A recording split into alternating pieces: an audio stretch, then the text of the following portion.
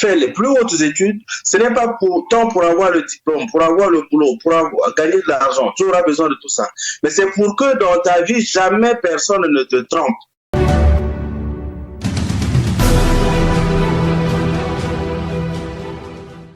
Bonsoir, chers auditeurs et chères auditrices de la radio Bakambi. Bakambi Radio est une radio qui émet depuis le Royaume-Uni. Vous êtes en compagnie de M.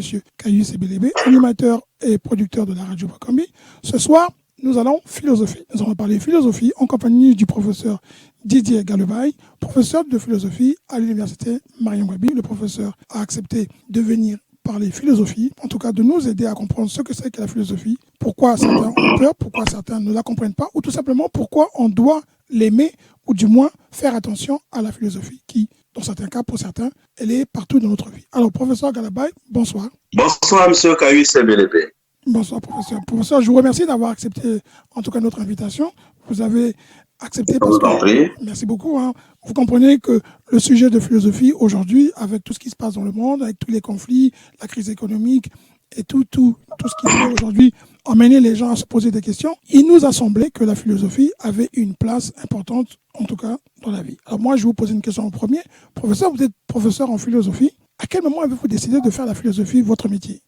Alors, j'ai fait les études comme tout le monde, comme tout bon petit villageois, et j'en suis fier. Alors, je suis venu à la philo, après, quand je regarde, je crois que c'est le testament que mon père m'a laissé. Quand j'ai eu le bac et quand je devais aller à l'université, les choix que j'avais faits, c'était, à l'époque, il y avait des options, on tenait compte de la moyenne d'admission au bac. J'avais mis journalisme, géographie et philosophie. Il se trouve que au bac écrit, j'avais eu, je crois, 12 ou 14 entre les deux. Donc, en tenant compte de la moyenne, ils m'ont orienté en philosophie. Maintenant, historiquement, c'est mon père. Parce que mon père, lui, s'appelait Galebay Antoine et il est décédé au mois d'avril, nous sommes en avril, au mois d'avril 1978 dans le district d'Abal, un petit village qui s'appelle les Boyos. Et 30 minutes avant de mourir, mon père m'a parlé. Lui, il était évangéliste, il avait fait la RDC, il est rentré. Quand il a senti que les forces le quittaient, il m'a appelé devant un grand frère qui est encore un infirmier à la retraite à Oyo, devant ma mère à l'époque encore en vie. Il m'a tenu dans ses bras. Il m'a filé la Bible qu'il avait entre les mains et il m'a dit, toi, tu ne dois pas quitter ce boulot. La prière. Deuxièmement, là je suis au C1 en 1978, je suis au C1. Il me dit, toi, tu dois faire les études jusqu'où elles s'arrêtent. Tu trouveras des gens qui vont t'aider. Voilà les deux choses que mon père m'a dit. La raison pour laquelle tu dois aller à l'école, à faire les plus hautes études, ce n'est pas tant pour avoir le diplôme, pour avoir le boulot, pour gagner de l'argent. Tu auras besoin de tout ça. Mais c'est pour que dans ta vie, jamais personne ne te trompe. Voilà ce que mon père m'a dit. Un paysan qui dit ça à un gamin on a 10 ans, quand papa décède, j'ai 10 ans. Et voilà ce qu'il m'a dit. Et quand il me dit, il finit de me dire ça, il me remet la Bible, je ressors, continue à m'amuser avec les autres. 30 minutes après, c'est maman qui est en train de pleurer pour dire papa est décédé. Et je réalise qu'il m'a ainsi laissé le testament. Il vous pousse. Alors, c'est quand j'ai le bac dans ces conditions-là, je fais 3 choix et on m'oriente vers la philo. À ce moment-là, ça me revient à l'esprit que c'est ce que papa m'avait demandé de faire, apprendre à ne jamais se faire tromper par un humain. Et quand j'ai regardé le profil de toutes les matières, il n'y avait que la philosophie qui pouvait me permettre à apprendre, à conquérir le discernement pour que jamais personne ne me trompe. Donc voilà un peu, pour résumer les circonstances dans lesquelles j'en suis arrivé à la philo. En fait, vous arrivez, sans vous en rendre compte, à accomplir le vœu de votre père qui est de faire des études, mais d'apprendre, d'aller sur une voie qui vous apprendrait à comprendre la vie et à comprendre les humains. Exactement. Et la philosophie en est une. Mais alors moi, j'ai une question, une autre, j'en aurais d'autres encore. C'est que nous, on a été tous à l'école, et puis on découvre la philosophie souvent par surprise au lycée. On ne comprend pas très bien pourquoi. On apprend certains grands philosophes, Socrate, Platon, Voltaire, mais dans la vie, on ne sait pas comment les appliquer. Est-ce que, déjà, au Congo, vous qui êtes professeur à l'université, vos élèves, quand ils viennent, est-ce qu'ils le font par choix ou ils le font malgré eux parce qu'il n'y a pas d'autre place ailleurs? Et vous vous rendez compte qu'ils aiment ça ou pas du tout? Alors, il faut d'abord dire en général que ces pays africains dans le Congo ayant une histoire, au niveau mondial, il y avait quelques rares pays où l'on enseignait la philosophie depuis la seconde. C'était les pays socialistes. En Afrique, ici, c'était au Bénin, au Congo ici, et puis de l'autre côté, en Russie. Bon, en France, c'est en terminale. Des pays comme la Côte d'Ivoire, si vous allez aux États-Unis, vous avez la chance de passer votre vie sans rencontrer la philo, à moins que vous n'ayez choisi de faire ça à l'université. Sinon, vous pouvez avoir fait les études souhaitées, mais vous passerez votre vie sans l'avoir rencontré. Donc, institutionnellement, nous avons la chance d'avoir évolué dans cette organisation telle que dès la seconde, une fois que vous avez le BPC, vous êtes orienté. Il y a 2 séries en seconde, la série littéraire A et la série scientifique C. À partir de la première, il y a une série intermédiaire, la série D, pour les qui vont faire les sciences naturelles. Alors, à partir de ce moment-là, la philosophie, pour l'élève qui vient de seconde, de troisième, j'allais dire, n'a rien fait de semblable à la philosophie. De tout ce qu'il a appris au collège, la seule matière nouvelle, c'est la philosophie. Et elle attire en cela. Elle attire par sa nouveauté. Maintenant, il reste aux enseignants d'avoir la pédagogie, d'avoir la diplomatie de l'enseignement pour savoir attirer les élèves, à les amener à s'intéresser à l'enseignement, en même temps qu'ils doivent s'installer dans la chose. Bon, là-dessus, je ne peux pas dire que nous avons réussi. Ce sont des...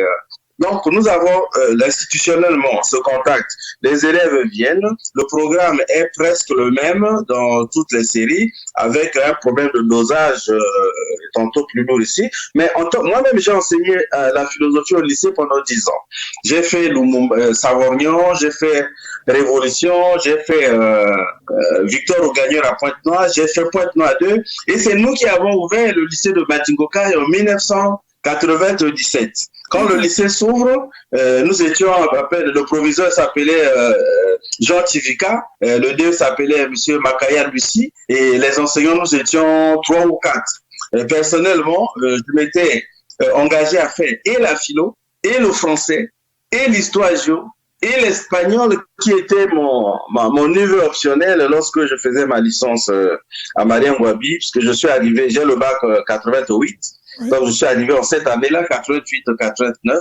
J'avais étudié l'espagnol jusqu'en licence. Donc, du coup, étant donné qu'il y avait un point de déficit en enseignant, je me suis dit, bon, on est déjà venu, il faut qu'on démarre, on va faire rêver ici.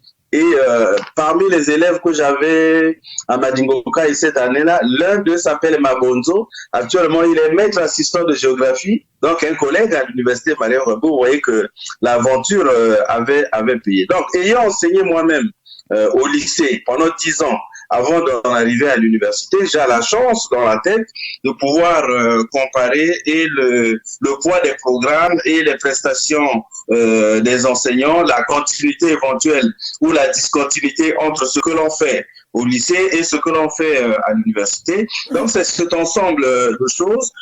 Les élèves sont attirés par la nouveauté de la matière. Maintenant, après, il faut que chaque enseignant réussisse à habiller cette nouveauté de façon à faire que quand ils sont venus en série A, ou même ceux qui étaient en série C, qui ne lâchent pas. Donc, le constat, ainsi que je peux faire, c'est que les meilleurs élèves en philosophie, on les trouve plutôt du côté des séries scientifiques. Dès la seconde, c'est le constat que l'on fait. En terminale, c'est confirmé. Alors, il y a une raison historique à ça. La raison, c'est l'un des ancêtres, c'est quand même Platon, qui avait fait écrire devant le fronton de l'école philosophique qu'il avait créée, l'académie. Il avait mis que nul n'entre ici s'il n'est géomètre. Ah, il se réfère là. Et Aristote le confirmera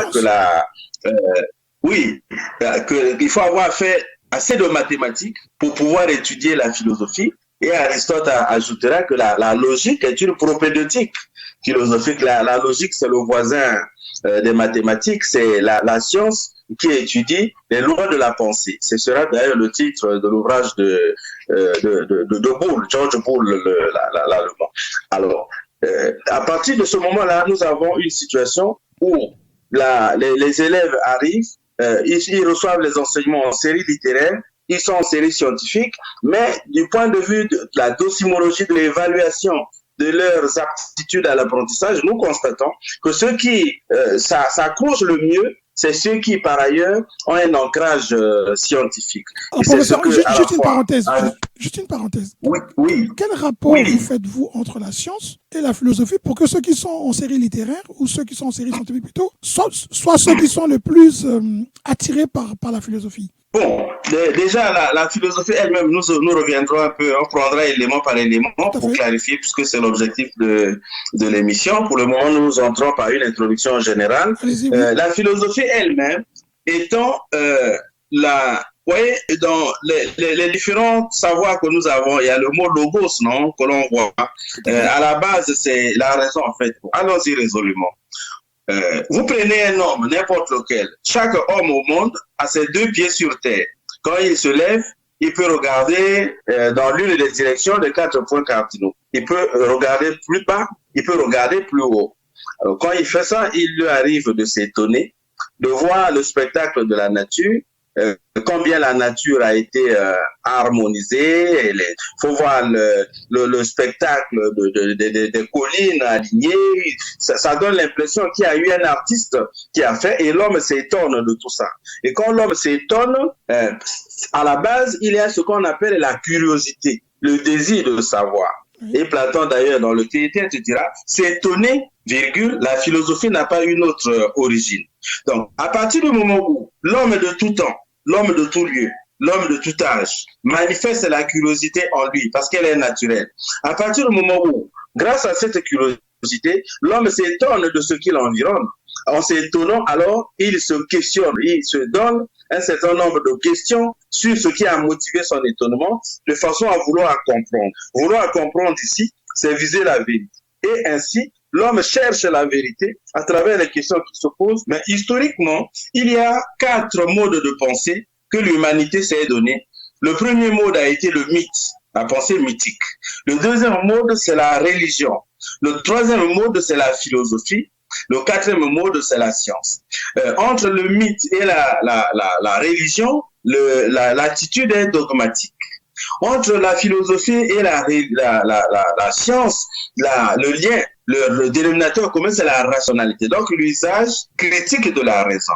Ça fait que l'homme étant curieux, voulant savoir, l'homme se questionnant, s'étonnant d'abord et se questionnant sur le monde pour transformer les questions qu'il se pose sur le monde en réponses. Parce que justement, le monde ne répond pas aux questions de l'homme. C'est l'homme qui se pose des questions sur le monde et qui y répond lui-même en déroulant ce que Descartes appellera la raison, c'est-à-dire le pouvoir naturel de juger qui nous permet de distinguer ce qui est vrai de ce qui est faux, ce qui est bon de ce qui est mauvais, ce qui est d'une certaine façon et ce qui est d'une autre. Alors, à partir de ce moment-là, l'homme vise donc la vérité avec grand V.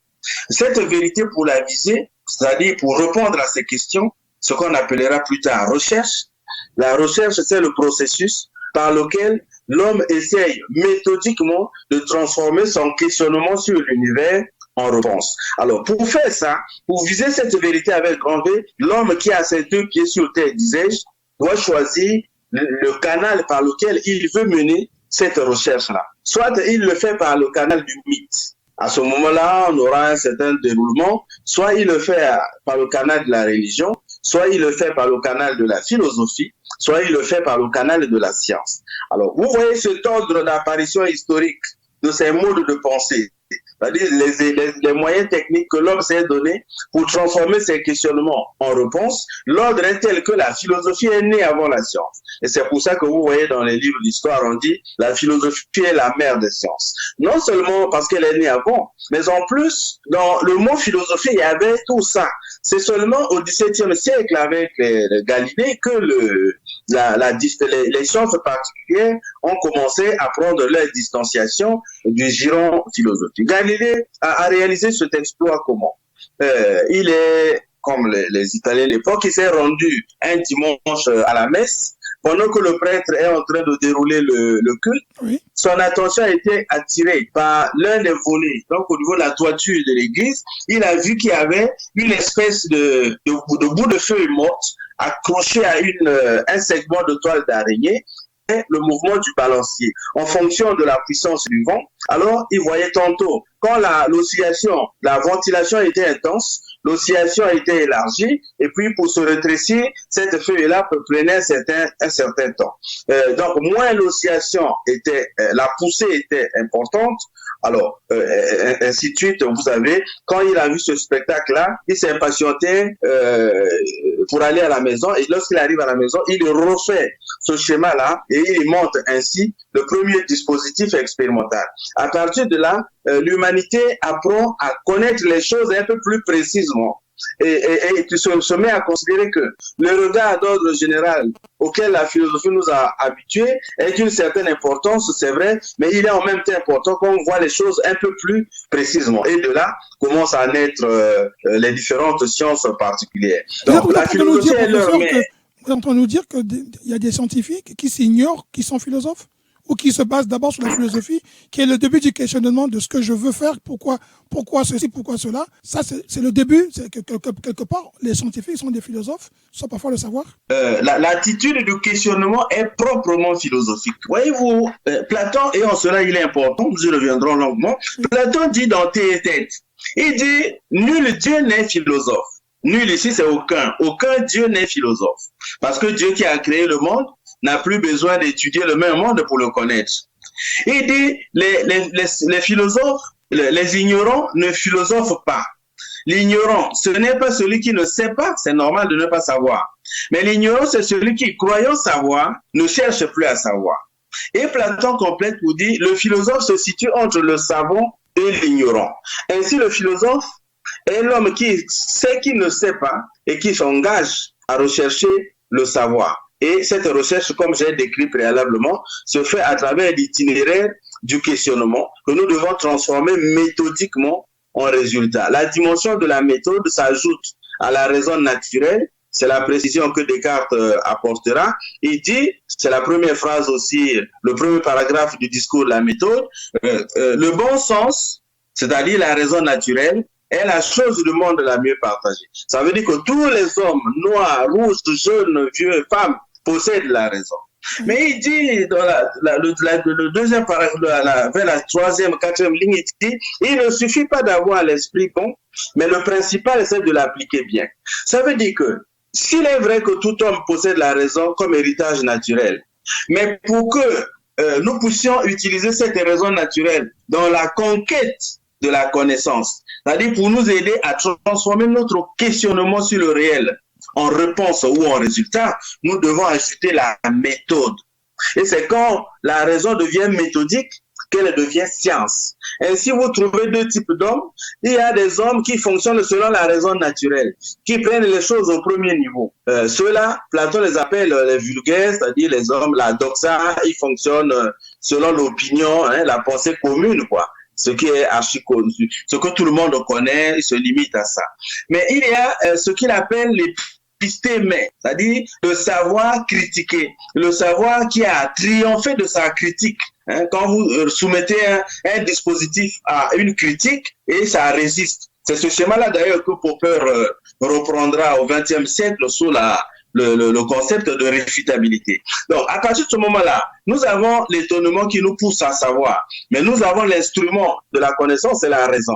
Mais à cette raison naturelle qui est universelle parce qu'elle est dans tout homme, nous devons ajouter la méthode. Et c'est quand il y a la raison, l'usage de la raison se fait méthodiquement que cet usage devient science. À ce moment-là, les philosophes, le rapport entre les philosophes et les scientifiques, c'est que les scientifiques, à partir du moment où la séparation a eu lieu autour de Galilée, j'expliquais tout à l'heure, les scientifiques s'engagent dans les différents champs spécifiques de la connaissance. Historiquement, nous aurons eu la première région des sciences qui s'est constituée, ce sont les sciences formelles ou hypothético-déductives. Là-dedans, nous avons les mathématiques, la logique, encore une fois pour les mathématiques, ce qu'on appelait, vous avez l'algèbre, vous avez l'arithmétique, mais Descartes, encore une fois, a fait quelque chose de magistral. Il a combiné les deux en créant ce qu'on appelle la géométrie algébrique. La géométrie algébrique consiste à faire correspondre à toute figure géométrique une équation algébrique. Donc, on se met dans le repère, vous le prenez sur l'axe horizontal, sur l'axe transversal, à partir de là, vous calculez les différents degrés des angles que vous pouvez tracer. Donc, les philosophes et les scientifiques s'engagent dans les domaines spécifiques. Nous avons la première région, les sciences formelles ou hypothético-déductives. Après, sont nées justement autour de Galilée, les sciences naturelles ou expérimentales. Je signale que là, on dégage la région de sciences où on définit une science, soit par la nature de son objet, là on dit science naturelle, soit par la nature de sa méthode, on dit expérimentale. La troisième région qui s'est constituée, c'est celle des sciences humaines ou sociales. La quatrième région, c'est celle des sciences cognitives. Les sciences sociales, c'est la psychologie, la sociologie, l'histoire, la géographie, etc. La philosophie n'en fait pas partie. Et la quatrième région, on l'appelle les sciences cognitives ou les neurosciences, c'est-à-dire les sciences de l'esprit. Les sciences de l'esprit, ici, on travaille sur la frontière entre le corps et le cerveau pour savoir ce qui se passe là. Et ces sciences, c'est la linguistique, c'est la logique, c'est l'informatique. Alors, la dernière région des sciences que nous avons aujourd'hui, on l'appelle les nanosciences. Ce sont les sciences de l'infiniment petit.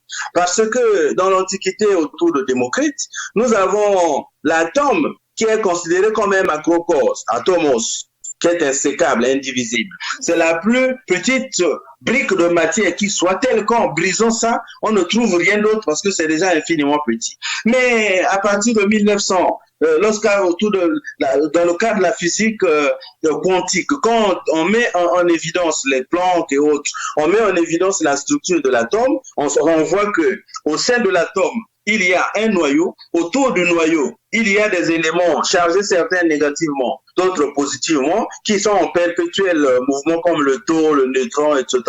Et que à l'intérieur précisément du noyau, il y a une substance qu'on appelle le nucléide. Cette substance est utilisée généralement pour fabriquer un genre de peinture que les régimes d'exception utilisent pour enduire les murs des prisons où sont détenus les opposants. Ici au Congo, nous avions vu ça en février 1992 sous le gouvernement Milongo. Madame Lekunzu Paix à son âme avait appris que la cellule dans laquelle était détenu son mari avait été enduite de cette peinture-là. Elle a organisé des marches pour demander la libération de l'ancien ministre des Finances, Justin Lekunzu Iti Osetumba, qui nous a quittés il n'y a pas longtemps, paix à son âme. Et on voit que de 92 à 2022, il a plutôt vécu longtemps. J'espère que le lien n'était pas celui-là. Alors, donc nous avons ces 5 régions de sciences. Parce que le nucléide, le nucléide a des effets négatifs, des effets néfastes sur le corps. Il contient, c'est la fameuse radioactivité. D'accord. Merci beaucoup pour cette précision. Alors, donc, ayant ces 5 régions, les scientifiques travaillent dedans. Maintenant, le philosophe, le lien, c'est que nous avons ce que nous appelons l'épistémologie. Un père, quand il a mis au monde des enfants, il continue à les suivre. Et donc, le philosophe, à travers l'épistémologie, porte un regard critique sur les sciences pour sonner l'alerte. Et l'épistémologie est, entre autres genèses qu'on trouve, nous sommes en 1943, au point, sa formule. Vous avez dit, professeur, on était interrompu. Einstein, je suis en train de montrer comment est née l'épistémologie comme posture à partir de laquelle le philosophe regarde le travail que les scientifiques font. Einstein écrit au président Roosevelt, nous sommes en pleine Deuxième Guerre mondiale, les armées alliées sont face à celle d'Hitler, etc. Et il lui dit au président Roosevelt dans cette lettre qu'à partir de la formule que j'ai mise au point, s'il y a les financements, on peut fabriquer un genre d'arme qui permettra de faire la différence sur le théâtre des opérations. Et il a eu le financement. Il y a un laboratoire qui avait été installé dans l'extrême nord des États-Unis. Je n'ai pas le nom en tête, mais j'ai fait un article là-dessus. Et c'est ainsi que la bombe atomique a été créée avec la première expérimentation à Nagasaki et à Hiroshima. Mais quand Einstein a vu les dégâts de de ce qu'il avait proposé, il a écrit une autre lettre d'excuse à l'humanité, où il regrette d'avoir fait cette proposition au président Roosevelt. C'est là que la conscience éthique est née au cœur de la science. Donc les scientifiques ont deux types de rapports. Soit quelqu'un est scientifique, spécialiste d'une science donnée, comme la physique. Il travaille, mais il arrive à un point où il rencontre des problèmes d'ordre métaphysique. C'est-à-dire qu'il demande le sens des choses, qu'il demande le fondement et la finalité des choses. À partir de ce moment où il rencontre ce type de questions, alors il cesse d'être scientifique, il commence à s'interroger et il devient philosophe. C'est ainsi qu'en France, il y a un monsieur qui s'appelle Bernard d'Espagnac, qui a eu prix Nobel de physique, mais vers le tard de sa carrière, il a écrit un célèbre ouvrage intitulé À la recherche du réel. Vous voyez, la physique travaille sur les mouvements des corps dans l'espace et dans le temps, mais quelqu'un qui a même eu un prix Nobel, c'est à la fin qu'il cherche le réel. Alors, Monod a fait la même chose, le hasard et la nécessité. Donc, à ce moment-là, vous avez un spécialiste qui quitte son champ et qui se met à s'interroger sur ce qu'il fait. Là, il cesse d'être scientifique et devient épistémologue de cette science-là. De l'autre côté, le philosophe, quand il veut savoir précisément ce qui se passe à l'intérieur d'une discipline, alors il doit pouvoir s'initier à cette discipline, prendre ne fût-ce qu'un premier certificat, par exemple une licence en biologie, et ainsi il devient spécialiste de l'épistémologie de la biologie. Donc le dialogue est resté, la science est restée la fille de la philosophie, mais les enfants ont grandi, on les laisse des marges de manœuvre, et avec, à partir de la séquence dont j'ai parlé avec Einstein, et puis il y a eu un grand mouvement, dans l'héritage du philosophe Emmanuel Kant, il y a eu une séparation essentiellement d'eux, parce que Kant, Emmanuel, dès l'introduction de son grand ouvrage, La critique de la raison pure, à la page 49, il dit « J'ai donc dû abolir le savoir pour lui substituer la croyance ». Et il dit que le savoir, c'est-à-dire la science, porte sur les faits, ce qu'il appelle les phénomènes. Mais il y a de l'autre côté ce qu'il appelle les noumènes. Les noumènes, c'est ce qui nous préoccupe, mais qui n'est pas visible, comme la liberté. Tout le monde se bat pour la liberté. Même la démocratie. Tout le monde se bat pour ça, mais personne n'a jamais vu ni la liberté, ni la démocratie. Mais à partir de ce moment-là, quand on te dit, je réserve le savoir à ce qui est d'ordre phénoménal, et je réserve la croyance à ce qui est d'ordre nouménal. Il fait ainsi, il ne met pas de pont entre l'un ni l'autre. Et c'est Hans Jonas qui, dans le principe de responsabilité, reprendra ce que Kant a laissé en montrant qu'il est nécessaire de mettre un pont entre le phénomène et le noumène, parce qu'il s'agit au fond de l'homme. L'homme est d'une part phénoménal, mais d'autre part nouménal, parce que le logo, son nom, Heidegger appellera ça le Dasein, c'est-à-dire l'homme est le lieu de l'être. Dieu est présent dans l'homme à travers sa conscience. La conscience est le lieu où Dieu habite en l'homme.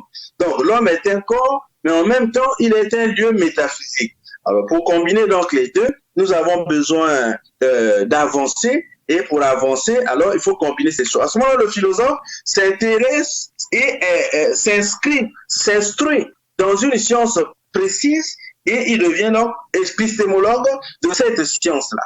Nous avons ainsi 3 régions épistémologiques, c'est-à-dire 3 possibilités pour le philosophe d'être en relation, de continuer à garder un regard sur le travail que font ses filles, c'est-à-dire les sciences. Alors, soit on fait de l'épistémologie interniste à l'intérieur d'une science, comme j'ai pris le cas de Bernard d'Espagnac, soit on fait de l'épistémologie externiste.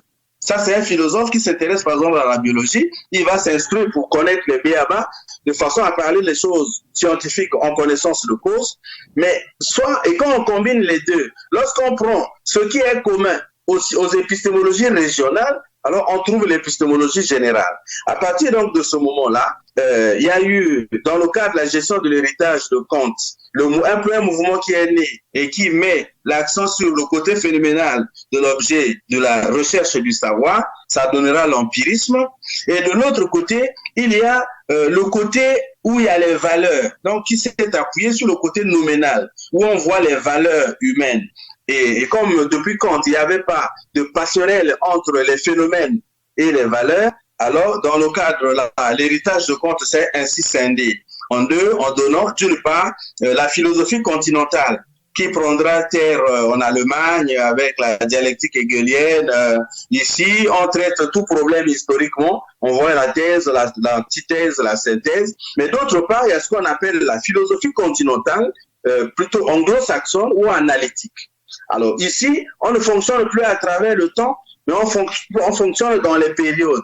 Donc on fonctionne synchroniquement et non plus diachroniquement. Alors, la querelle s'installe avec les Carnap, avec les grands auteurs, les Roissel, les Husserl, d'ailleurs les Frege et Wittgenstein qui a été leur produit, mais qui finalement est venu éclabousser le cercle. Alors il y a la mort du positivisme logique que va prononcer à la fois Pierre Jacob, mais aussi Popper, un certain Popper qui a fait des critiques magistrales contre le positivisme logique. Pour dire qu'aujourd'hui, nous avons la science que nous avons, l'induction qui permet de conclure à partir d'un cas. Donc, nous parlons du particulier et à partir du particulier, nous nous donnons les moyens de tirer des conclusions d'ordre général. C'est d'ailleurs ce que l'Occident continue à faire aujourd'hui. Quand ça se passe en Europe, on dit c'est international. Mais ça n'a pas de sens. International veut dire inter-nation. C'est ce qui se passe à la frontière de deux nations. Mais quand ça se passe aux États-Unis, ça se passe en France, il n'y a rien d'international. Ce qui sera international, ce qui sera universel, la cité universelle. Ça devient universel puisque dans chaque continent, il y a des pays où chaque être humain pose ses deux pieds pour interroger le monde. Nous prenons les 5 continents. Quelque chose devient international ou devient universel si et seulement si cette chose-là est partagée par les humains qui mettent leurs pieds sur les 5 continents.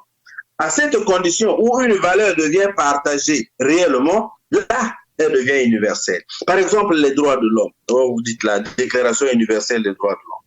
Et on dit que c'est universel. Mais c'est une déclaration française. Les Français avaient négocié avec quel peuple du monde pour demander leur avis. Dans la mesure où les autres peuples du 5 continents n'avaient pas été associés à la réflexion, il n'y a rien d'universel. C'est l'idéologie de la domination d'Occident. C'est un monde dans lequel le premier qui parle, le premier qui accuse a raison. On dit, bon, mais monsieur Ebelebe, vous êtes un dictateur. Dès qu'on a dit ça, les médias répètent, on ne vérifie plus sur la base du soupçon comme j'ai appris aujourd'hui, on prend les sanctions, etc. Je ne vais pas dans le fond de ces choses-là. Oui. Alors, ne perdez pas de vue que vous revenez à l'école, vous avez les élèves au lycée que vous recevez, s'il vous plaît, à qui vous devez donner l'amour de la philosophie, parce qu'ils vont aller à l'université. Voilà. Et ce que vous recevez à l'université, ils doivent maintenant choisir. Moi, je me rappelle quand on était à l'école, on prenait souvent la matière un peu comme si la philosophie devenait un peu comme, pour certains, un choix malgré soi. Ben si la philosophie est un choix malgré soi, cet élève ou cet étudiant n'ira nulle part avec le lien ou la différence entre le lycée, qui est le côté scolaire, et l'université, qui est le côté académique.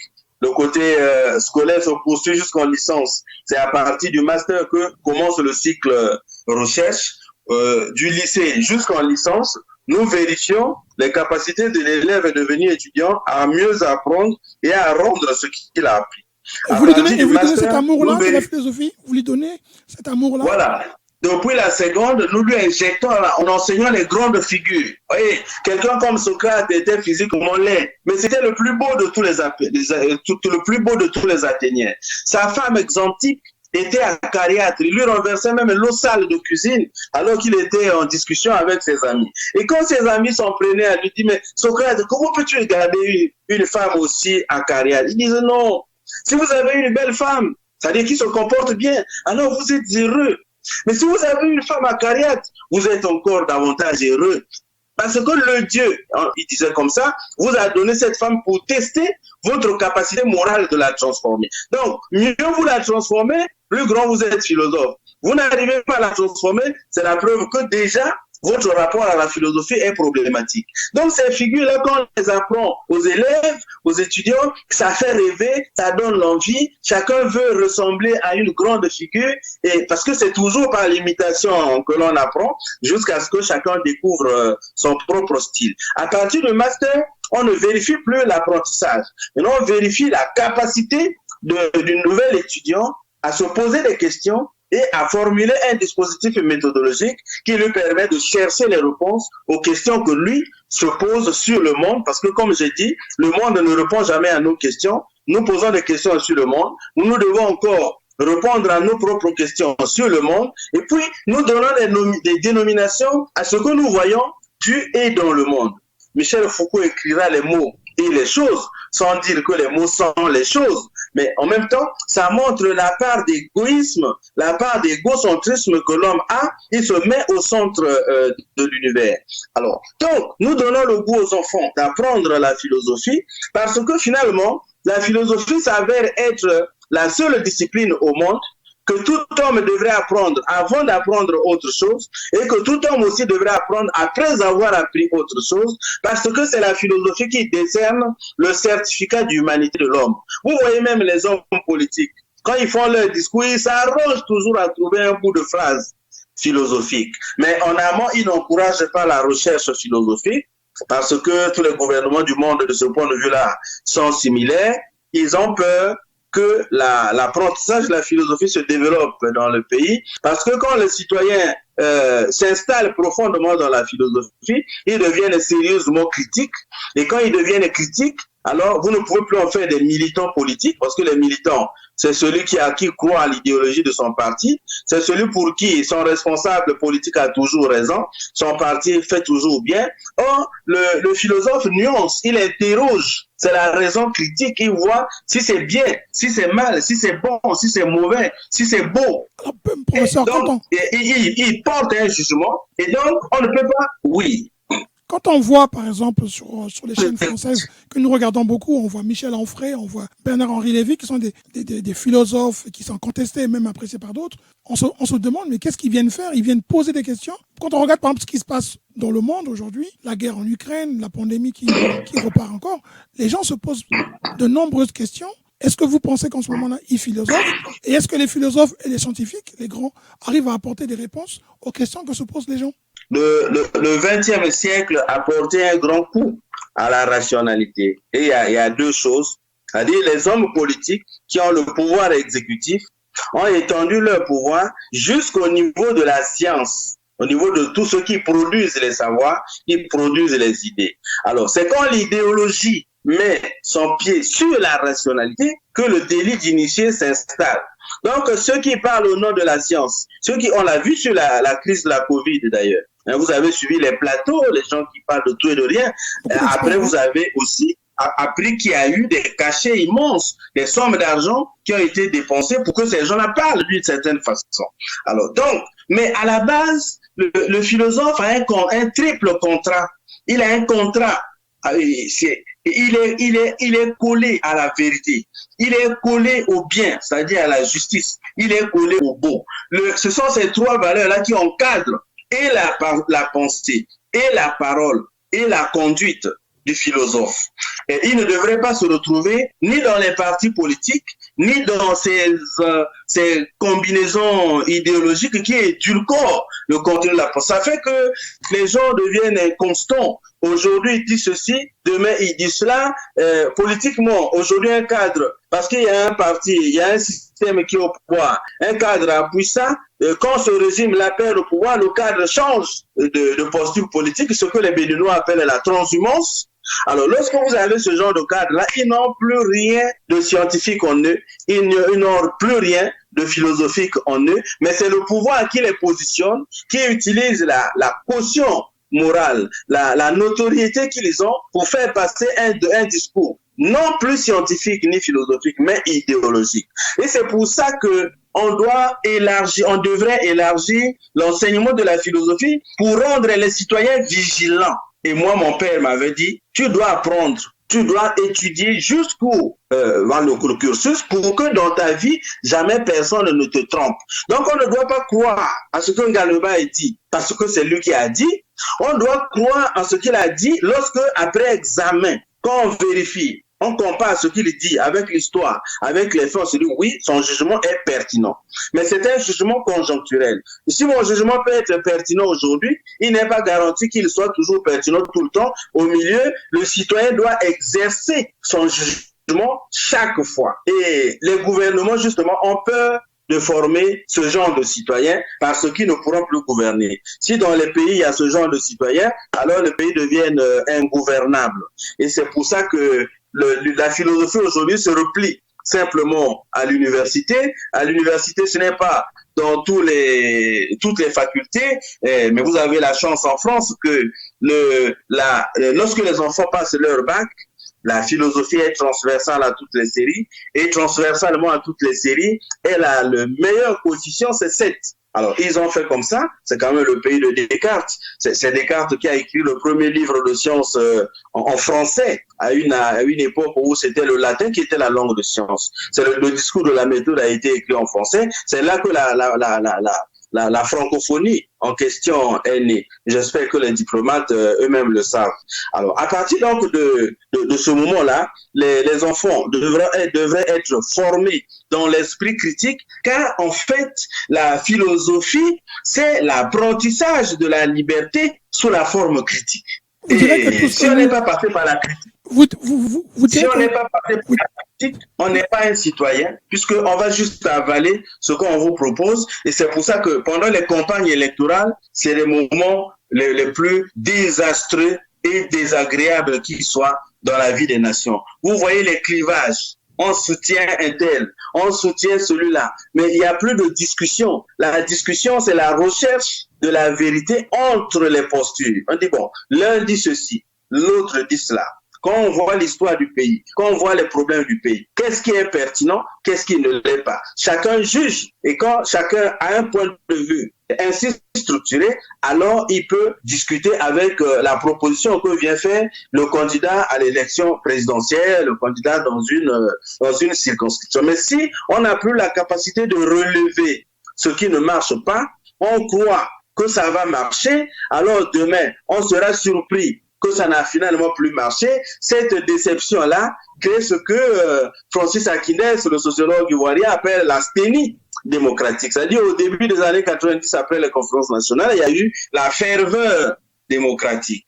Mais les premiers gouvernants qui sont arrivés par le moyen des élections ont tellement mal fait que je ne vais pas dans les cas particuliers, que les citoyens ont été déçus. Et ça fait que chaque fois qu'un pouvoir s'installe, il prend des engagements. Je vais faire ceci, je vais prendre tel délai, etc.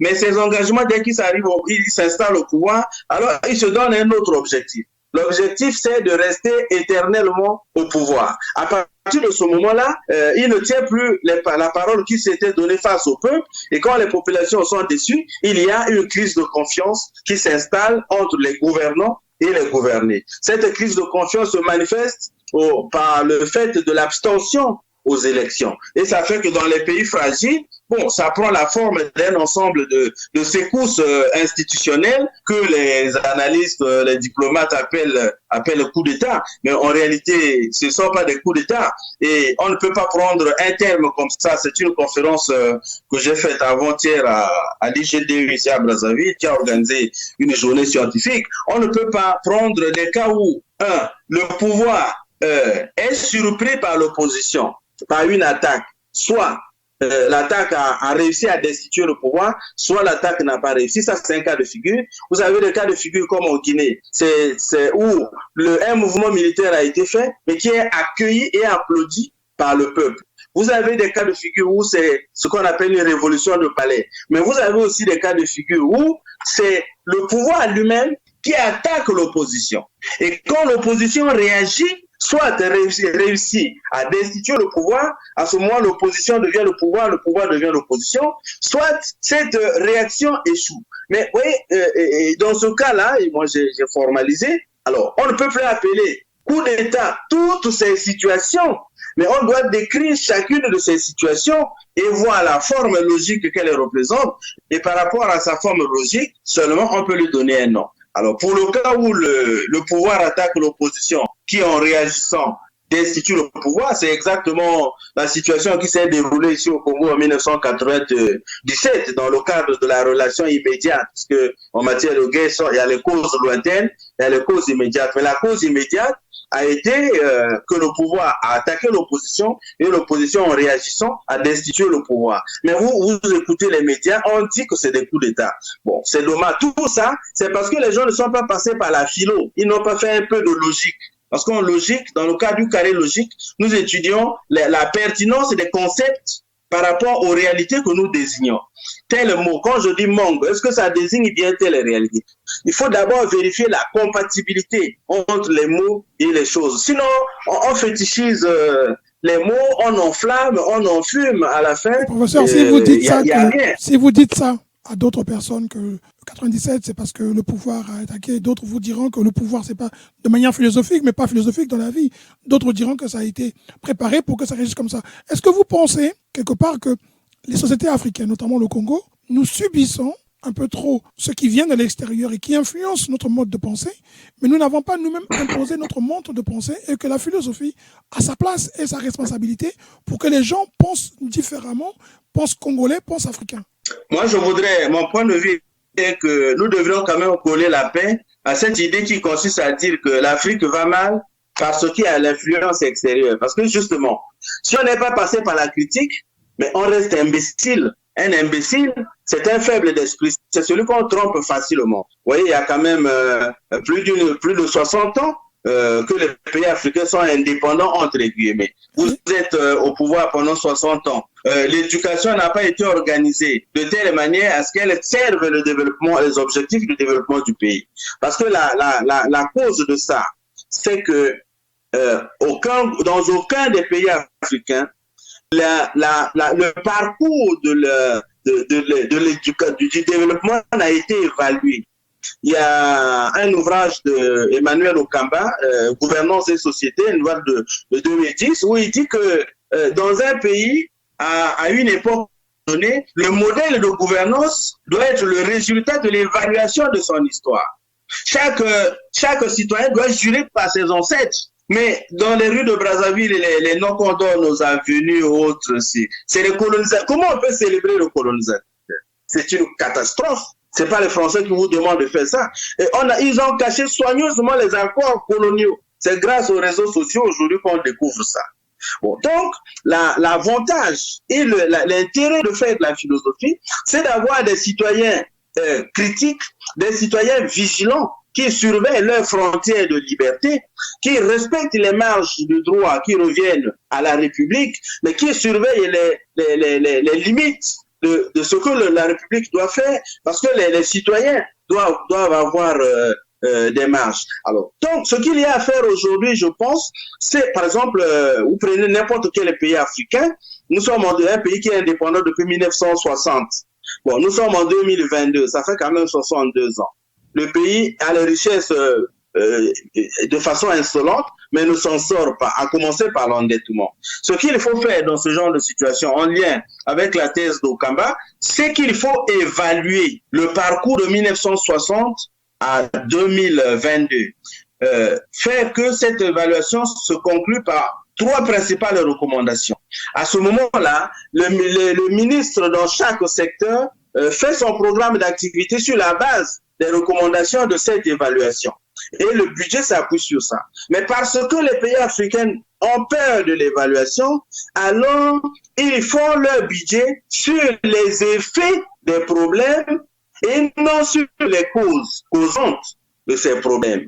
Ça fait que d'année budgétaire en année budgétaire, les budgets sont saupoudrés, aucun problème n'est résolu parce qu'on n'attaque pas la cause. On travaille sur les effets. Et parce que les gouvernements travaillent sur les effets, que les populations sont déçues. Parce que la cause demeure. Vous voyez, là nous sommes, tout à l'heure, il y avait je n'avais pas d'électricité. J'avais même peur, je me disais, comment on va faire pour tenir, on devrait plus avoir ça comme problème après 62 ans. Mais comme on n'évalue pas pour savoir quelles sont les causes réelles du dysfonctionnement, donc on ne sait pas ce qui se passe, mais quand même, on gouverne légèrement.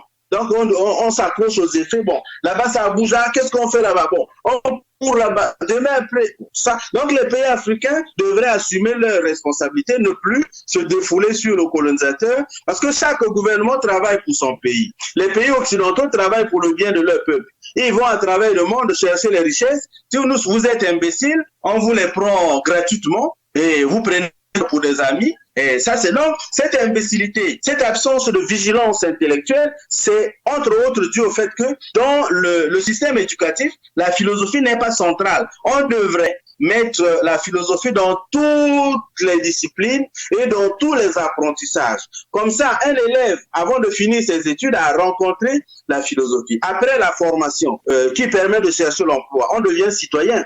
Après, il faut gérer une famille. Après, il faut conduire sa vie. C'est par ces moments-là qu'on se rend compte qu'on a besoin de discernement. Et le discernement s'apprend, et cet apprentissage se fait dans les mailles de l'apprentissage philosophique. Oui, mais professeur, vous vous rendez bien compte que si tout le monde devait avoir cette capacité, ou devrait se questionner pour pouvoir penser le monde de demain et penser même le vivre ensemble comme certains le disent, il est bien évident que la société aujourd'hui, comme vous le voyez bien, on fait tout pour ne pas que les gens puissent penser et réfléchir. Donc, en ce moment-là, la philosophie, est-ce qu'elle ne devient pas pour le politique un danger plutôt que quelque chose qu'on devrait encourager? Est-ce que vous, quand vous réfléchissez, ou comme nous on le disait souvent, on pensait que les philosophes parfois étaient comme des fous, entre guillemets, on pensait que c'était des fous qui pensaient le monde et qui pensaient ce qui n'était pas réaliste. Est-ce que pour vous, être philosophe, on peut être philosophe et politique, ou ne pas être politique? Non, on ne devrait pas. C'est contradictoire. Le philosophe travaille sur un instrument, c'est la critique prospective. Il a 3 valeurs, c'est la vérité, c'est la justice et c'est la beauté. Voilà les 3 valeurs qui encadrent le discours, la pensée et la conduite philosophique. Ainsi, il utilise l'esprit critique. Mais dans un parti politique, encore qu'en Afrique, ce qu'on a, ce n'est pas des partis, ce sont des ethno-partis politiques. Ce qu'on trouve là-bas, c'est l'esprit le leader de ma communauté, le leader qui est en face de moi est nécessairement mauvais. Peu importe ce qu'il fait, peu importe ce qu'il propose. Alors, à partir de ce moment-là, nous sommes dans une affaire où le discernement n'étant pas au point, alors nous n'arrivons pas à nous en sortir. Et nous avons adopté, c'était la recommandation du président Mitterrand. Il a dit ceux qui accepteront la démocratie recevront l'aide au développement. Ceux qui n'accepteront pas, pour eux, l'aide sera timide. Et comme en Afrique, on prend les Occidentaux pour des amis, alors ils se sont plongés dedans. Il y a eu les conférences nationales qui ont finalement fait surgir le réflexe ethnocentrique dans lequel nous sommes aujourd'hui. Lorsqu'on évalue la démocratisation, qu'est-ce que l'on voit? On voit que lorsqu'arrive une campagne électorale dans n'importe quel pays, les candidats du pouvoir, les candidats de l'opposition vont en Occident chercher des appuis. Et quand ils reviennent, bon, ça se passe comme ça. Ils gagnent les élections, mais le problème qu'ils doivent régler, c'est pas pour l'Afrique, mais c'est pour l'Occident où ils ont été chercher des appuis, où le renouvellement de leur mandat pourra se faire. Alors, au milieu, il y a que chaque élection est toujours contestée. Il y en a qui sont contestés sans violence, il y en a qui sont contestés avec violence. Nous avons ainsi le cycle élection, contestation des résultats, violence. Alors, mais aujourd'hui, le débat démocratique, déjà vous voyez en France, les candidats refusent le débat pendant la campagne. En Afrique, c'est encore la même situation. Mais quand l'un des principes démocratiques, c'est la liberté. On a importé la démocratie d'Occident et pour faire valoir la liberté, c'est une bonne chose. Mais le problème est que quand un candidat gagne l'élection, il va gouverner selon sa coutume et non plus selon les valeurs démocratiques. La preuve, c'est que la relation du même à l'autre, dans le cas du vivre ensemble en Afrique, est régie par un principe fondamental qu'on appelle le droit d'aînesse. Oh, vous êtes dans les rues de Londres, un gamin de 8 ans dit, alors Caius, good morning. Mais ici à Brazzaville, si quelqu'un, ou à Dakar, si un gamin appelle un vieux par son nom, mais il est presque maudit. Bon, donc, nous allons importer des valeurs dont nous ne mesurons pas la portée. C'est pour ça que moi, j'ai proposé, je dis que par la démocratisation, par la mise en œuvre progressive d'un modèle importé dont nous ne maîtrisons ni les tenants ni les aboutissants, l'Afrique ira vers le développement perpétuel et le sous-développement. Il faut trouver un modèle qui soit en harmonie avec nos coutumes pour que nous ne soyons pas dans le registre paralléliste où à gauche, il y a les normes importées d'Occident, à droite, il y a les coutumes. Je suggère que l'on mette en place ce que j'appelle l'élection nominative. C'est-à-dire qu'aujourd'hui, le modèle de démocratie importée d'Occident est un modèle qui permet de mettre au pouvoir parfois des gens qu'on ne désirait pas du tout. J'ai pris lors de la conférence l'autre jour, pendant les élections de 92, le professeur, le brillant anthropologue comme Mankassa, avait été battu par un malafoutier. Parce que les paysans connaissent, les électeurs connaissent le malafoutier, qui fait leur joie, qui amène toujours le tabac. Mais quand Mankassa est en ville, il est dans sa maison, il est toujours en voiture, on ne le voit pas. Non, vous pouvez pas battre ce monsieur-là. Donc, l'élection nominative signifie que, puisque la démocratie génère des contre-valeurs, c'est pour ça que lorsqu'au niveau des partis, on entretient les contre-valeurs, au niveau du gouvernement, on fait la même chose. C'est la continuité. Mais au niveau des coutumes, il y a des valeurs qui dénoncent la malhonnêteté, qui dénoncent l'hypocrisie, qui dénoncent tout ce qui ne marche pas. À ce moment, on met un dispositif en place où, au niveau du traitement des dossiers et au niveau de l'élection, comme au niveau de la proclamation des résultats, on fait en sorte que un candidat, il a son dossier administratif, il a son CV, on met en place une commission, la police administrative fait l'enquête de moralité sur chaque candidat. Et au lieu que ce soit la commission d'organisation des élections qui traite les dossiers dans 4 bureaux, avec des possibilités de manipulation, le traitement des dossiers, le déroulement du vote et le dépouillement doivent se faire dans les grands bureaux comme des stades. Lorsqu'on présente le dossier d'un candidat, alors on sort son CV, et on sort surtout le rapport de police d'enquête de moralité. Le candidat peut se défendre ou son représentant, mais il y aura dans la salle des témoignages à charge et des témoignages à décharge. Lorsqu'on balance tout ça, on décide de retenir ou de rejeter un candidat. Pendant l'élection, on fait la même chose. Tout se passe publiquement. Et dès que on a les résultats, on signe les PV sur place, on envoie dans la presse. Et non pas à la commission d'organisation des élections. Le dossier va aller à la commission. Mais sur le terrain, la réalité, c'est que vous voulez que le peuple ait la parole et que la moralité revienne. Oui. On sait que la politique est très difficilement avec la moralité. Exactement. Il y a deux valeurs qui nous ont quittés par le fait que nous avons importé un modèle qui nous échappe. Ces deux valeurs, c'est le patriotisme et c'est la moralité. J'ai fait une enquête l'année passée. Je suis allé à Ouesso. J'ai vu une enseigne sur les abords d'une route. On a écrit interdiction formelle de jeter les ordures ici sous peine de poursuite judiciaire. Les abords là sont complètement sales. Et le parquet existe là-bas, il n'y a jamais eu de poursuite. Je suis allé en Gangalingolo, après le poste de péage, j'ai vu un espace où on a écrit interdiction formelle de jeter les ordures ici sous peine de poursuite mystique. Alors c'est hyper propre comme il n'y en a pas. Alors ça veut dire que dans nos sociétés, il y a des schémas d'action qui permettent de résoudre efficacement les problèmes. Les villes africaines sont sales. Les maires font autre chose que l'assainissement. Ils n'ont pas de formule. Or, dans les traditions, il y a ces formules-là. C'est pour ça que je parlais de l'évaluation tout à l'heure.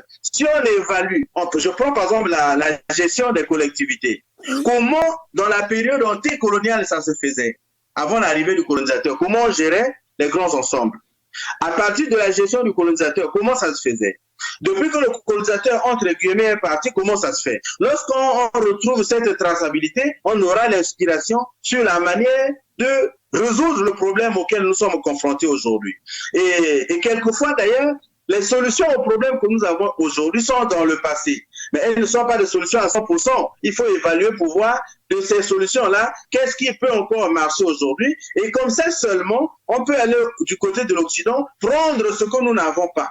Donc, on devrait faire une importation sélective. Or, nous importons globalement les choses. Nos dirigeants voyagent tout le temps. Ils ne prennent de l'Occident que ce qui est mauvais. Ce qui est bon, ils ne prennent pas. Bon, à ce moment-là, c'est l'enseignement de la philosophie qui devait éveiller les consciences citoyennes pour les rendre vigilants et critiques. Quand les dirigeants verront que les citoyens deviennent très critiques, ils vont faire attention à leurs actes. Ils vont faire attention à leurs discours. Ils vont faire attention à leur comportement. C'est pour ça qu'il m'arrive souvent de dire que l'avenir de l'Afrique est dans son passé. C'est les éléments qui vont permettre le développement de l'Afrique se trouvent dans la période antécoloniale de son histoire. Il faut donc faire l'évaluation, comme je dis, épistémoétique. Et donc, nous avons cet enseignement, cette discipline qui travaille la raison en l'homme, la raison de manière critique pour permettre à l'homme de pouvoir regarder toutes choses avec esprit critique. Mais il ne s'agit pas seulement de dire que ça ne va pas. Il s'agit, quand on a dit que ça ne va pas, de pouvoir suggérer quelque chose. Héraclite, au fragment 35, dit « Le philosophe doit être averti de bien des choses. Il doit savoir plein de choses. » Quand j'avais écrit au Premier ministre Anatole Collinet sur l'affaire du Covid, j'ai fait des observations en tant que citoyen, parce que c'est mon devoir, c'est quand même mon pays qui a des problèmes. Bon, moi, je n'ai pas le pouvoir. Le seul pouvoir que j'ai, c'est celui de la connaissance. J'utilise ce qui est à ma disposition pour relever et pour proposer. Bon, on a crié, mais à la fin, ils sont revenus. Le Parlement s'est réuni pour adopter dans les mêmes termes que j'avais proposé, à la différence que là où j'avais proposé de mettre juste un nouvel ordre, ils ont mis 3 mois. Quand on met 3 mois, après on est vite rattrapé. Bon, la Covid là, la guerre d'Ukraine a fait disparaître ça. Le coronavirus est allé où? Vous voyez, donc on ne prend pas quand même, nous avons la chance d'être des hommes, c'est-à-dire qui ont la raison naturellement, qui ont la possibilité de réfléchir, de penser. Il faut capitaliser ça. Si il y a une gouvernance qui s'organise. Lorsque la société civile est active, elle est militante, mais les scientifiques ne doivent pas être des militants, parce que le discours scientifique est froid. On est régi par deux exigences. Oui. L'impatience de la liberté. Tout de suite, les gens veulent les solutions, mais il y a la patience du concept. C'est-à-dire, quand on fait la recherche, on a besoin d'un certain temps de comparer, de recouper, pour ne pas faire des affirmations précoces. De toute façon, nous avons le droit de faire amende honorable, de reconnaître une erreur d'analyse, c'est humain, et c'est dans ce cadre-là que l'on peut évoluer. Donc, la philosophie devrait ainsi pouvoir former des citoyens honnêtes, qui disent seulement ce qu'ils savent. Je ne peux pas parler de ce que je ne sais pas. Oui. Professeur, moi, je vais vous poser encore 2 questions. Je vais vous poser encore 2 questions. Oui. 2 questions encore, parce que c'est un large domaine de la philosophie. 2 questions. Vous avez des enfants qui viennent à vous et qui vous disent que je vous ai suivi, je voudrais faire philosophie, mais est-ce qu'on gagne bien sa vie? Parce que souvent, on parle beaucoup de l'argent. Est-ce que un philosophe, est-ce que je peux faire, moi, une licence en philosophie, comme vous avez dit, et puis après devenir médecin? Ou est-ce que je dois finir dans la philosophie, c'est la seule, et devenir professeur? Parce que quelles sont les filières quand on est philosophe? Quelles sont les carrières qu'on peut avoir? Alors, la philosophie, je vais vous surprendre, la philosophie est la seule discipline qui permet à ceux qui sont passés par elle d'exceller partout où ils veulent aller. Le problème du chômage, vous faites allusion à ça, oui. C'est un problème que le gouvernement crée en fait. Les gouvernements travaillent sur une mauvaise posture, ils veulent faire l'adéquation, formation, emploi. Il n'y aura jamais d'adéquation. Parce que chaque année, la population scolaire admise au bac est toujours plus importante que les capacités d'accueil dans les facultés. À chaque année aussi, la population des candidats qui sortent parce qu'ils ont fini leur formation est toujours plus importante que les possibilités d'emploi et dans les sociétés privées et dans les structures d'administration publique. Donc, de ce point de vue, travailler sur le schéma d'adéquation formation-emploi, c'est une erreur monumentale, mais que les gouvernements du monde commettent. Ce qu'il faut faire plutôt, c'est de miser sur la qualité de la formation. Moi, je pense que si les jeunes changent, c'est parce qu'ils ont été mal formés. Par exemple, chez nous, On donne le contenu des enseignements que nous donnons, même en philosophie, c'est le commentaire des résultats des recherches menées en Occident en contexte africain. Vous avez vu que abondamment je parle de Socrate, je n'ai pas cité Obenga par exemple, je n'ai pas cité Cheikh Anta Diop, et c'est pour ça que comme le modèle de formation que nous avons hérité de l'Occident est ce que j'appelle le modèle bibliographique. Pour faire une recherche, il faut déjà avoir un certain nombre d'ouvrages. En amont, c'est ce qu'on appelle la revue de la littérature.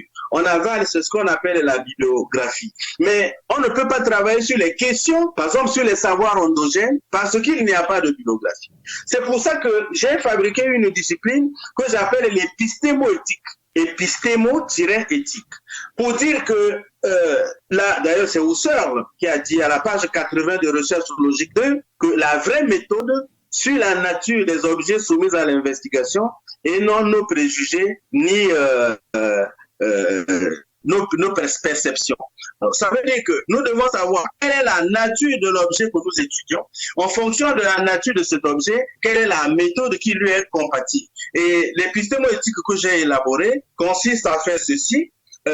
Tenir compte de l'histoire. Lorsqu'on est sur un problème, par exemple, l'éducation de la jeunesse en Afrique, comme l'Afrique c'est vaste, ça fait 55 États. Il faut prendre un pays. Dans chaque pays, il y a encore un ensemble de communautés. Au Congo, il y en a une soixantaine. Mais il y a quand même 5 aires culturelles qui permettent de resserrer le regard.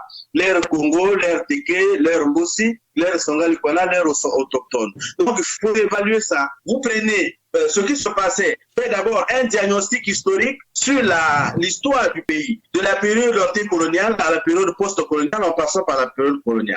On prend les résultats de cette évaluation historique, on les confronte avec le présent. La réalité présente, c'est que nous avons une cohabitation entre les coutumes et ce que nous avons appris de l'Occident. Vous voyez par exemple l'affaire du règlement d'héritage lorsque quelqu'un décède. Le tribunal a dit, madame, la veuve et ses enfants ont 75%. Et les deux côtés de la famille ont le reste. Quand on divise ça par deux, ça ne marche pas. Conséquence, les parents rentrent en boudin, on dit, mais quoi? Mais le monsieur qui est décédé, c'est quand même notre enfant, c'est nous qui l'avons élevé.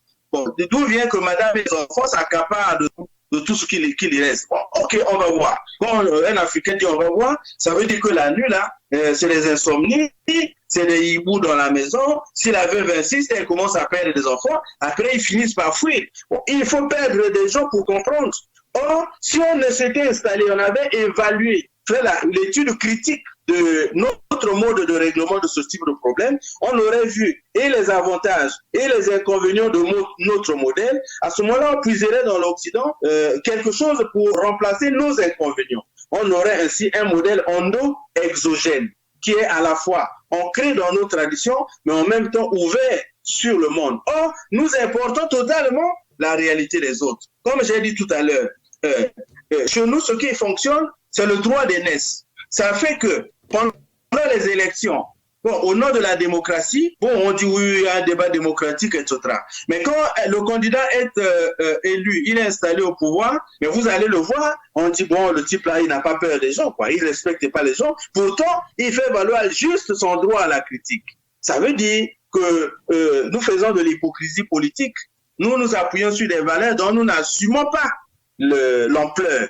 Prenons nos propres valeurs et il y a dans un monde qui est devenu un village planétaire comme on dit, ayant quand même l'honnêteté d'évaluer, c'est l'évaluation qui va nous montrer le chemin à prendre. Nous ne pouvons pas importer ce que nous avons, nous devons importer ce qui nous manque. Or nous importons ce que nous avons. Alors, professeur, et nous faisons venir ce dont nous n'avons même pas besoin. C'est extraordinaire. D'accord. Alors professeur, encore une fois, on a ce problème d'éducation et il y a souvent, et ça c'est beaucoup plus, je le vois dans la société anglophone, mais je pense qu'en France ça commence à arriver, les Américains et les anglophones acceptent qu'une personne qui a étudié dans un domaine donné puisse évoluer dans un autre domaine en améliorant, en faisant des formations ou en adaptant. On peut avoir étudié la philosophie et puis travailler comme formateur et ailleurs. Mais est-ce qu'au Congo, aujourd'hui, un jeune qui a fait philosophie, encore une fois, quelle carrière il peut avoir?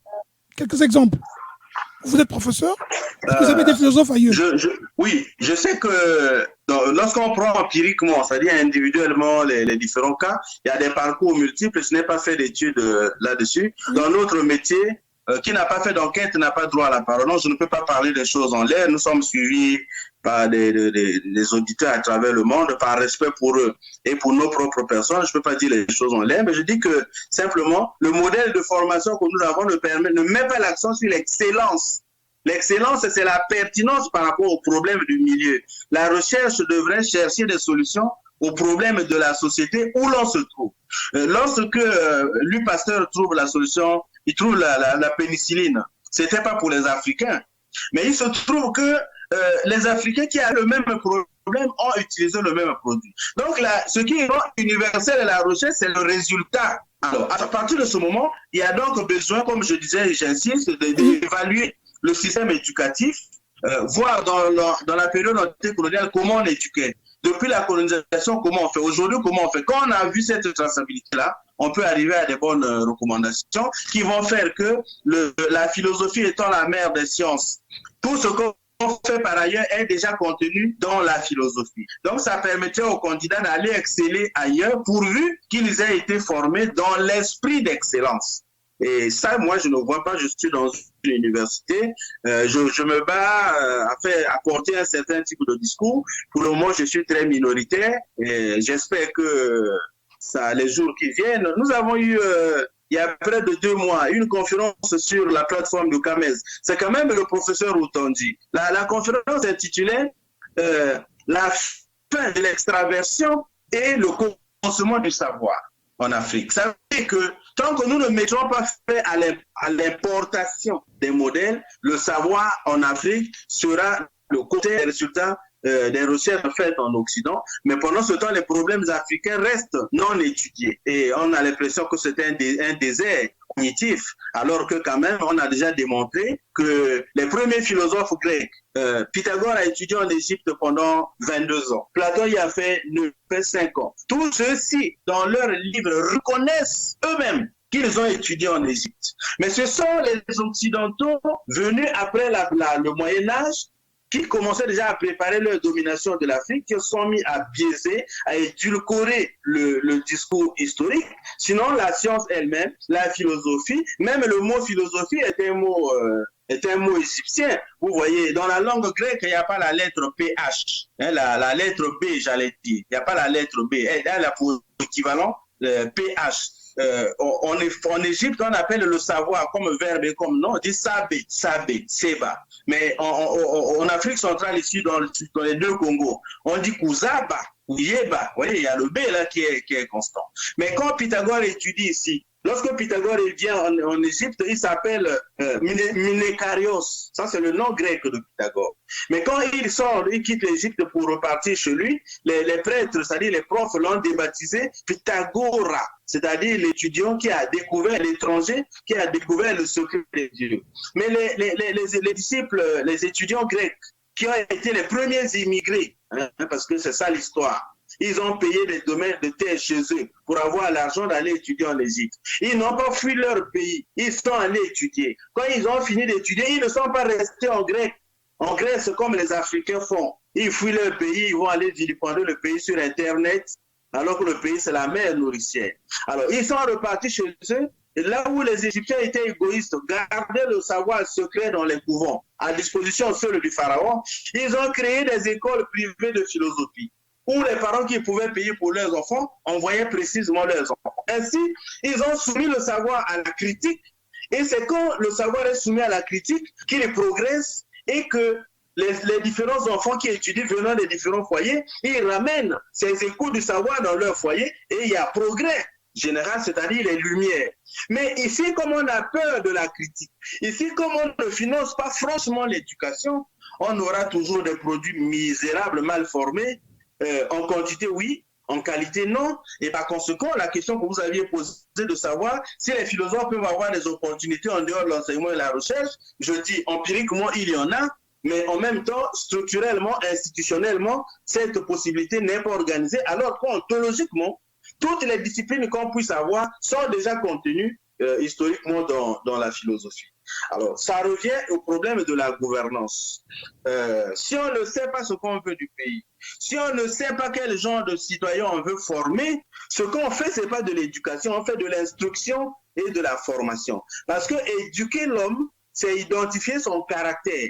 Dans le caractère naturel de l'homme, il y a des penchants positifs, il y a des penchants négatifs, et c'est sur les penchants négatifs qu'on va travailler pour amener l'homme à capitaliser des penchants positifs. C'est donc un travail sur le caractère, et ce n'est pas ce que nous faisons. Donc, quand on dit ministère de l'Éducation, c'est un abus de langage. Et tant qu'on ne saura pas, grâce à une évaluation historique, commençons par ce que nous avions dans les sociétés anticoloniales, tant qu'on ne saura pas le modèle de citoyen qu'on veut former, tout l'argent qu'on met là, c'est de l'argent qu'on gaspille. C'est mon point de vue. D'accord. Professeur, dernière question, ce que je vais vous poser, c'est, vous êtes philosophe, on a des philosophes au Congo, la société se transforme à une grande vitesse, elle est vraiment incroyablement en train de se transformer. On passe au mode digital. Aujourd'hui, encore une fois, il y a des sociétés qui n'acceptent pas tout de suite cette transformation pour garder de l'emploi, pour ne pas tout de suite s'informatiser. Est-ce que vous, dans vos réflexions, vous pensez, vous voyez, faut-il que pour qu'on puisse penser, comme vous dites, africains et congolais, est-ce qu'il faut encore envoyer les élèves se former à l'étranger, donc se formater, ou alors il faut plutôt développer plus d'écoles, plus d'universités, et surtout enseigner vraiment des Africains pour qu'on puisse avoir des exemples, parce que dans les manuels scolaires, on ne fait que citer les Européens, comme on dit, qui nous ont formatés à leur modèle. Je ne dis pas, et je le relève, je ne dis pas qu'il faut penser africain au sens du repli. Non, ça je ne dis pas. Je dis que nous avons hérité d'un modèle occidental qui est centré sur la domination de l'Occident sur le reste du monde, qui est considéré comme une périphérie. Et je dis qu'il faut renverser la formule, comme nous avons la chance d'avoir des pays, semble-t-il, indépendants. Il faut faire une évaluation sectorielle pour retrouver le fil et rebâtir, repenser le devenir de chaque société à partir des recommandations de cette évaluation. Alors, à partir de ce moment-là, le travail qui nous reste à faire, et c'est ce que je dis, c'est de mettre les pieds sur terre. C'est-à-dire, moi j'ai mes deux pieds sur la terre où je suis. Cette terre a une histoire. Il faut connaître cette histoire-là dans ses avantages et dans ses éléments. Comme ça, on tire les leçons. Et c'est sur la base de ces leçons-là, qui seront la mémoire à partager, que nous allons bâtir toutes nos actions dans les différents secteurs de la vie, en économie, en ceci, en cela. Mais pour faire ça, nous avons besoin d'être en contact avec les autres. Mais je pense que la plus grande erreur que les États africains ont commis depuis les indépendances, entre guillemets, c'est d'avoir accepté des bourses de coopération. Parce que les bourses de coopération forment des promoteurs des pays où ces jeunes vont prendre leur formation. Lorsqu'ils reviennent, c'est pour faire la promotion de ces pays-là. Quand quelqu'un a été formé au Japon, quand quelqu'un a été formé en France, lorsqu'il revient ici, il ne parle que de la Tour Eiffel. Et quand il est nommé ministre, ses vacances, il ne va pas de chez lui au village. Quelqu'un est né à Kinkala, il n'a jamais été à Ifondo. Mais toutes les vacances, il est à Londres là-bas. À ce moment-là, qu'est-ce que l'Afrique gagne? Tout l'argent qu'il capitalise, il va dépenser à l'extérieur. Alors, donc, les États doivent, après cette évaluation, comprendre l'importance de l'éducation pour le développement. Et quand on a compris cette importance, il faut trouver les moyens pour ça. Chaque État doit se donner les moyens de financer sa formation, sans miser sur la coopération, parce que les coopérants, ils injectent un esprit dans ces jeunes, dans tous les domaines, même dans l'armée. Un officier qui a été formé dans tel pays reste toujours attaché à ce pays-là. À un certain moment, on n'arrivera pas à faire la promotion de l'expertise au niveau national parce qu'il y a ces cassures-là.